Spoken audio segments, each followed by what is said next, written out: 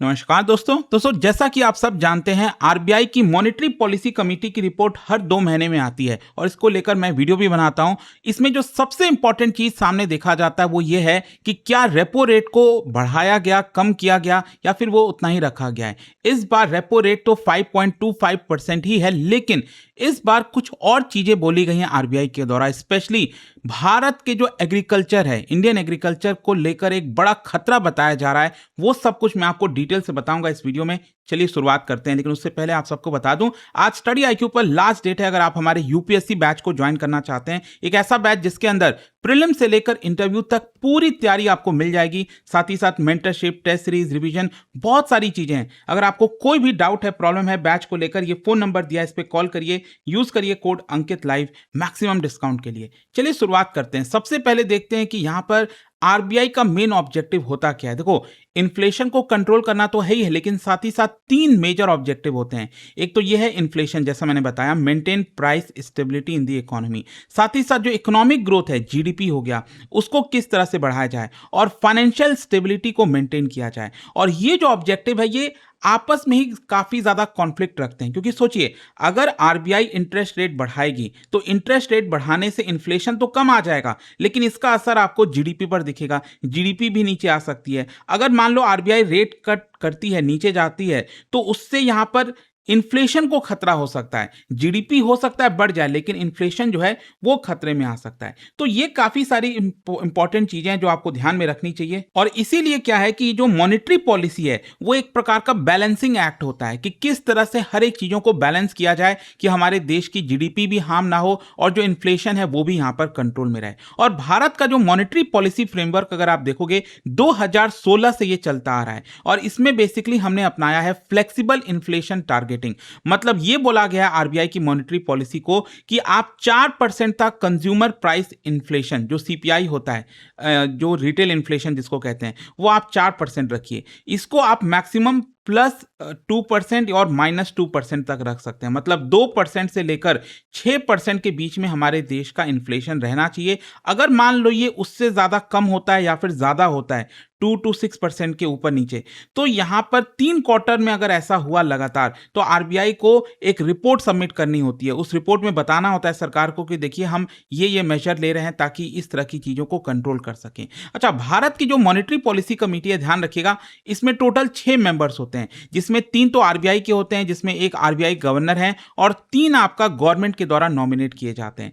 तो repo rate कितना होगा, नहीं होगा, अगर मान लो सहमति से चीजें बन जाती हैं तब तो चलो ठीक है चीजें, लेकिन अगर मान लो यहां पर सहमति नहीं बन पाती है 6 मेंबर्स के बीच में, तो वोटिंग होता है। अब वोटिंग में भी मान लो अगर 3-3 से टाई हो गया, तो जो कास्टिंग वोट है, जो आखिरी वोट होगा, वो अल्टीमेटली आरबीआई गवर्नर का होगा। आरबीआई गवर्नर जो बोलेंगे वो यहां पर माना जाता है। लेकिन इस बार की मीटिंग में मैं आपको बता दूं, ये यूनानिमस डिसीजन था कि रेपो रेट को हम चेंज नहीं करेंगे, ये 5.25% ही रहेगा। इनफैक्ट आप सब जानते हैं कि कोविड के समय जो रेपो रेट है उसको 4% तक ले आया गया था। फिर उसके बाद वापस से जब इन्फ्लेशन बढ़ने लग गया तो रेपो रेट ऊपर जाते जाते 6.5% तक चला गया था। फिर ये लंबे समय तक 6.5% रहा, फिर वापस से इसको धीरे धीरे कम किया गया। लेकिन पिछले कुछ क्वार्टर से अगर आप देखोगे, जो रेपो रेट है वो 5.25% पे ही रखा हुआ है। इस बार भी इसको 5.25% पे रखा गया। इसका कारण क्या है? देखो, इसमें आपको 2 चीजें देखनी है, एक तो हमारे देश की अर्थव्यवस्था और दूसरा दुनिया भर में क्या चल रहा है। अगर हम डोमेस्टिक इकोनॉमी की बात करें, अगर आप कंपैरेटिवली देखोगे बाकी देशों से, तो ये अभी भी काफी रिजिलियंट है, स्ट्रांग है। कंजम्पशन हमारे यहाँ पर अच्छा है, गवर्नमेंट इंफ्रास्ट्रक्चर पर स्पेंड कर रही है अच्छा खासा, मैन्युफैक्चरिंग एक्सपैंड हो रहा है, जैसे कई सारे स्कीम्स, पीएलआई स्कीम वगैरह, सर्विसेज भी अच्छा ठीक ठाक परफॉर्म कर रही है। प्राइवेट इन्वेस्टमेंट धीरे धीरे इंप्रूव हो रहा है, कोई बहुत ज्यादा इंप्रूव नहीं हुआ है, लेकिन हाँ, वहां पर भी इंप्रूवमेंट है। तो अगर हम इन सारी चीजों को देखें, तो यहां पर जरूरी नहीं है कि हमें रेपो रेट कब कट करना चाहिए, क्योंकि रेपो रेट तब कट करते हैं हम जब यहां पर दिखता है कि जीडीपी तेजी से बढ़ नहीं पा रही है, जीडीपी में इश्यूज आ गए हैं, तो यहां पर एग्रेसिवली इसको कट किया जाता है ताकि लोग ज्यादा लोन ले सकें, ज्यादा खर्च करें, ज्यादा इन्वेस्टमेंट हो, तब यहां पर रेपो रेट कट होता है। तो अगर आप इस हिसाब से देखोगे तो दैट इज वाई यहां पर आरबीआई ने रेपो रेट कट नहीं किया। लेकिन क्वेश्चन ये है कि आरबीआई ने रेपो रेट बढ़ाया क्यों नहीं? रेपो रेट तब बढ़ाया जाता है जब इन्फ्लेशन का बहुत ज्यादा खतरा होता है। ऑल्दो अगर आप देखोगे तो इन्फ्लेशन रिसेशन का खतरा दिख रहा है, कई कारण है, स्पेशली जो क्रूड ऑयल के प्राइसेस बढ़े, स्पेशली जो जियोपॉलिटिकल टेंशन चल रही है, युद्ध का डर चल रहा है।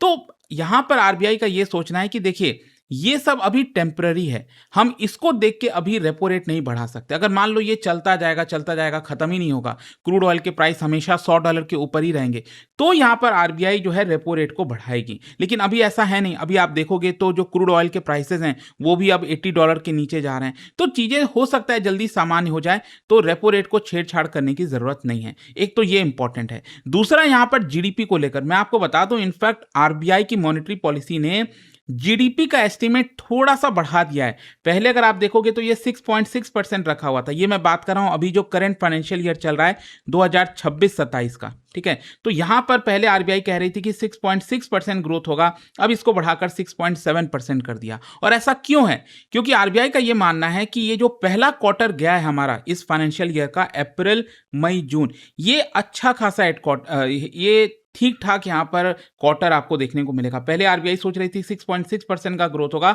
अब आरबीआई का मानना है कि ये 7% का होगा। अब एक्चुअल कितना हुआ है ये हमें इस महीने के आखिरी में पता चलेगा, क्योंकि जो भी क्वार्टर होता है जीडीपी का आंकड़ा वो 2 महीने के डिले से आता है। तो अप्रैल मई जून का जो क्वार्टर का आंकड़ा है ये जुलाई अगस्त के एंड में आपको देखने को मिलेगा।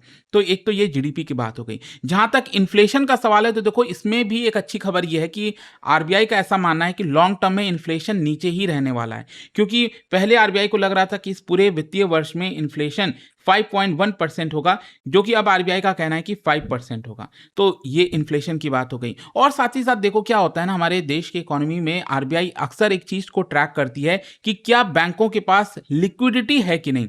लिक्विडिटी बहुत इंपॉर्टेंट हो जाता है। कहीं ऐसा तो है नहीं कि अगर मान लो लोग लोन लेने आ रहे हैं लेकिन बैंकों के पास उतना पैसा नहीं है, बैंक लोन नहीं दे पा रहे हैं, तो डेफिनेटली हमारे जीडीपी को हार्म कर सकता है। लेकिन जो गवर्नर साहब हैं उनका यह कहना है कि बैंकिंग सिस्टम में अच्छी खासी लिक्विडिटी है, 1 लाख करोड़ से ज्यादा बनी हुई है लगातार जून के महीने से, तो हमें यहां पर चिंता करने की जरूरत नहीं है। अब आखिरी चीज पर हम आते हैं जो आरबीआई की मॉनेटरी पॉलिसी में बताया गया, जिस चीज को लेकर एक बड़ा खतरा बताया जा रहा है, वो है हमारा इंडियन एग्रीकल्चर। और यहां पर स्पेसिफिकली आरबीआई ने मेंशन किया है पैसिफिक ओशन के बारे में। अब कई लोग एक बार में सोचेंगे कि आरबीआई को पैसिफिक ओशन से क्या लेना देना। देखो यहां पर इसका लिंक एल नीनो से बताया जा रहा है।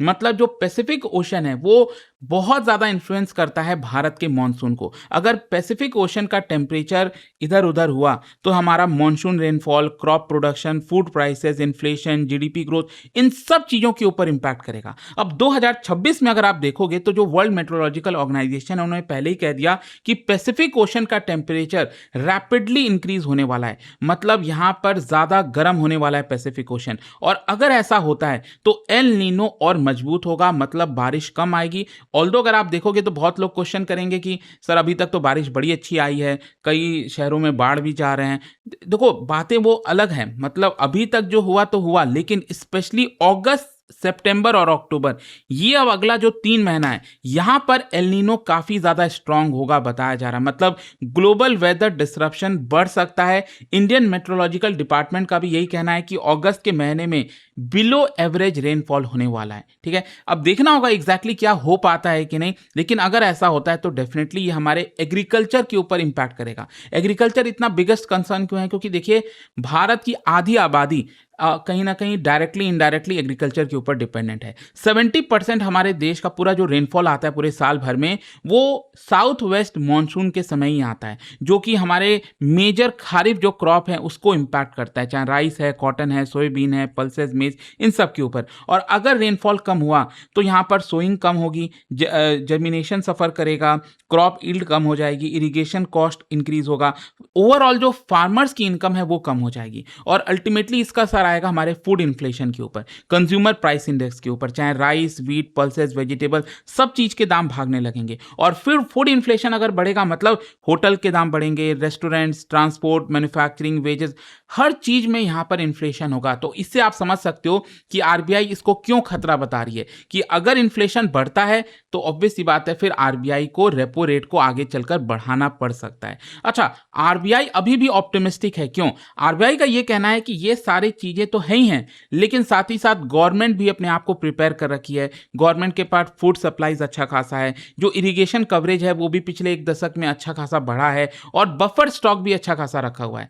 तो इन सबको देखते हुए आरबीआई का ऐसा मानना है कि हो सकता है कि चीजों को मैनेज कर लिया जाए, लेकिन अल्टीमेटली क्या ये सारी चीजें हो पाती हैं, नहीं हो पाती हैं, वो तो समय ही बताएगा। बट आई होप कि इस वीडियो के थ्रू जो भी आज मॉनेटरी पॉलिसी कमेटी में हुआ, जो आरबीआई गवर्नर साहब ने बताया, वो आपको समझ में आ गया होगा। और जाने से पहले एक बहुत ही इंटरेस्टिंग क्वेश्चन, क्या बता सकते हो which of the following situation is most likely to prompt RBI to increase the repo rate? मतलब इनमें से कौन सा सिचुएशन ऐसा है जिसमें most likely RBI repo rate को बढ़ा देगी? इसका राइट आंसर आप सब जानते हैं, मेरे इंस्टाग्राम पर तो मिलेगा ही, वहां पर अगर आप नहीं, कोई बात नहीं, टेलीग्राम से ले सकते हैं इसका सही उत्तर। और दोस्तों, जैसे मैंने आपको बताया, अगर आप यूपीएससी की तैयारी कर रहे हैं, जीएस फाउंडेशन बैच के अंदर एडमिशन लेने का आज लास्ट डेट है। यहां पर मेंटरशिप, टेस्ट सीरीज, जो भी आपको फीचर्स चाहिए वो आप सब कुछ ले सकते हैं। 18 बुक्स का पूरा सेट भी आपके घर पर पहुंच जाएगा। कोई भी डाउट है, प्रॉब्लम है बैच को लेकर, ये फोन नंबर दिया है, इस पर कॉल करिए, यूज करिए कोड अंकित लाइव मैक्सिमम डिस्काउंट के लिए। Study IQ IAS,